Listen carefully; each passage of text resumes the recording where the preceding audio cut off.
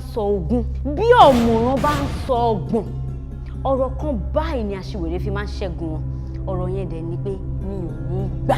ẹran tìrẹ wá ń ṣojú burúkú káàkiri oko lóko àbí wọ́n lò rẹ́ran níjẹ́ kiri àbòsí wà nínú ọ̀rọ̀ yín. mi ò réyàn tó wọ́gìlì tó èrè. ẹnu èso máa wá lé mi lálẹ́ kó wá sùn mọ́jú kàdé wo ra wa mọ́jú ọ̀la. tókùnrin bá tiẹ̀ fẹ́ ask obìnrin out ó yẹ kẹ́ lè wà a bit romantic.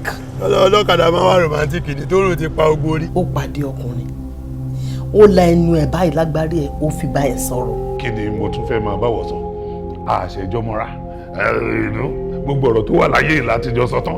bororo pàtó gbọ̀ngàn wíṣkì wo bó ṣe ní ọ́ orí àwọn ọkọ ya máa ń ta. What about we meet your parents and we pick a date for our wedding? ọmọ gbòòrò lèmi o mo jábàjẹ́ mélòó irú ẹ̀ tó ti fífa obìnrin lórí tó ti fòdà kún.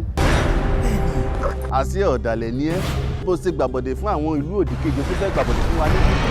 mi kí ni mo ṣe fún ọlọ́run gungun tó fi ń lù mí láì ṣíwọ́ máàmí ara mi ti lé. òdì kejì ayé yá